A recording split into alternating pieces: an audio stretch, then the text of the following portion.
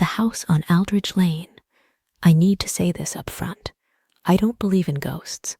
I didn't, anyway.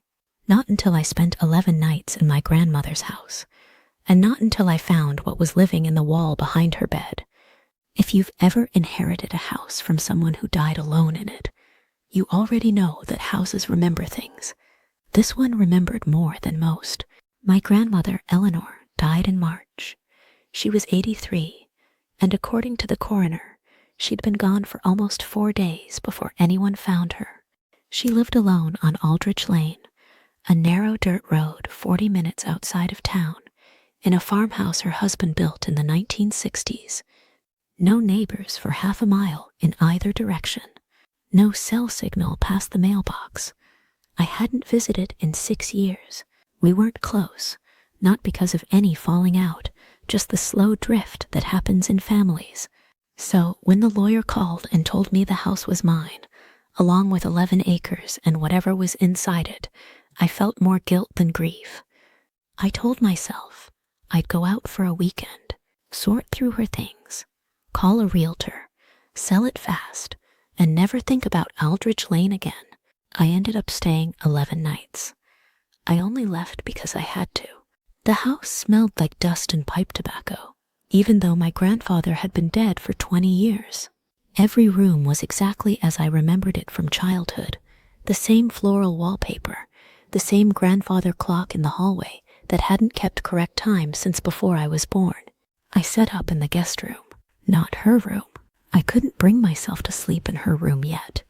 Around 2 a.m., I woke up to the sound of the grandfather clock chiming 13 times.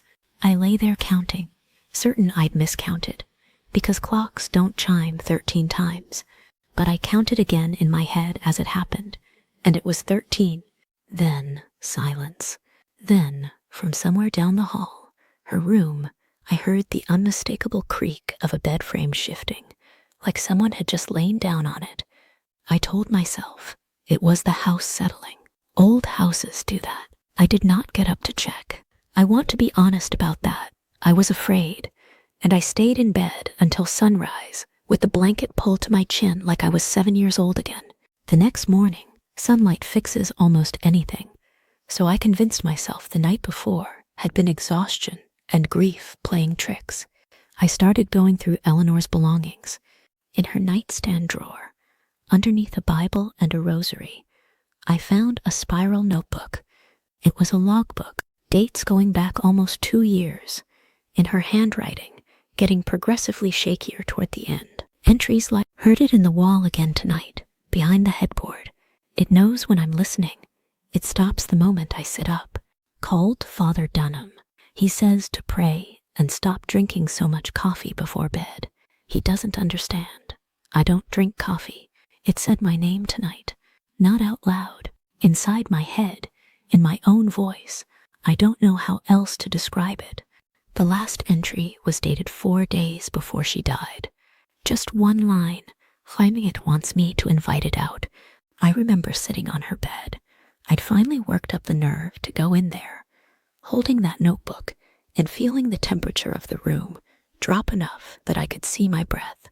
I told myself it was an old house with bad insulation. I told myself a lot of things over those 11 nights. Grief makes people irrational. And I decided my grandmother, in her final lonely months, had slipped into something like dementia or paranoia. That was the comfortable explanation. I clung to it.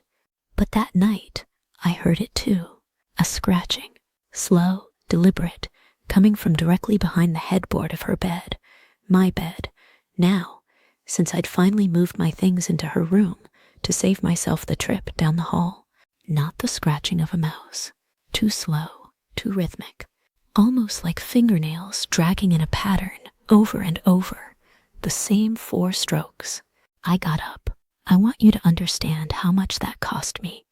Every instinct in my body was screaming to stay under the blanket. But I got up, and I pulled the bed away from the wall, and I looked at the wallpaper behind where the headboard had been. There were marks, 4 parallel gouges, deep enough to have torn through decades of old wallpaper into the plaster beneath. And they were fresh, powder still on the floorboards below them, pale as bone dust. I did not sleep in that room again. I want to tell you I left the next morning. I didn't. Something about that house. I think it was the same thing that kept my grandmother there for 2 years after she started hearing it. Made leaving feel unfinished, wrong, like walking out of a conversation mid-sentence. So instead, I did something stupid. I decided to find out what was actually behind that wall.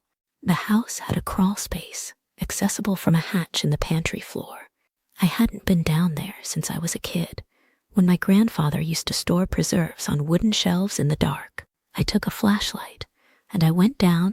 The air was thick and cold in a way that had nothing to do with the season. I crawled along the dirt floor, following the length of the house toward where I calculated the bedroom wall would be.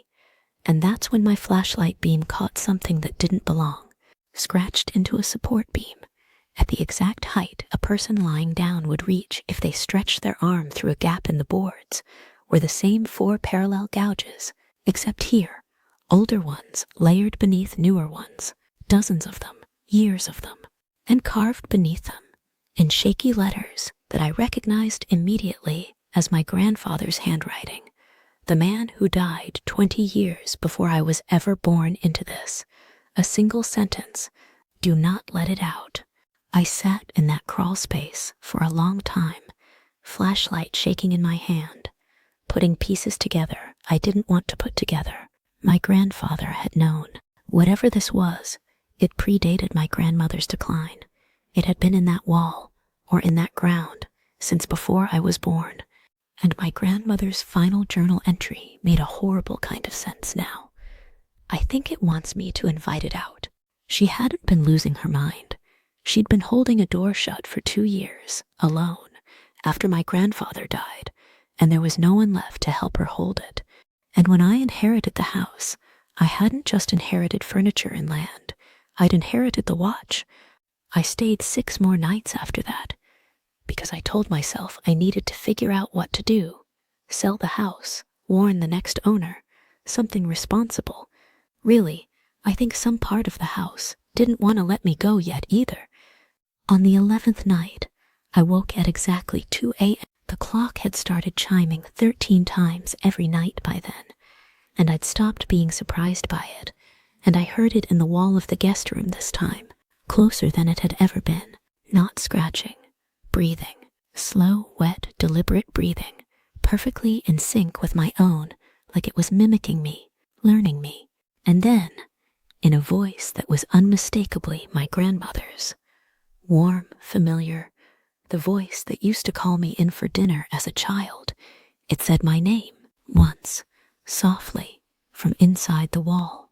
I left the house at 2:04 a.m. in my car, in the dark, on a dirt road with no streetlights, and I didn't stop driving until the sun came up. I still own the house. I haven't been back. I pay a property management company to keep the lawn cut and make sure the pipes don't freeze, and I've told them, very specifically, never to go near the bedroom on the 2nd floor. Sometimes I think about selling it, but then I think about my grandfather's handwriting on that beam, and my grandmother's 2 years of nightly entries, and I think about the fact that someone has to hold that door shut. I don't know what's in the wall on Aldridge Lane. I don't know if it's ever left, but I know it learned my name. And I know that some nights, even here, 300 miles away, I wake up at exactly 2 a.m. for no reason at all. If you want to hear what happened when I finally went back, because I did go back, once, let me know in the comments, and I'll tell you that story next.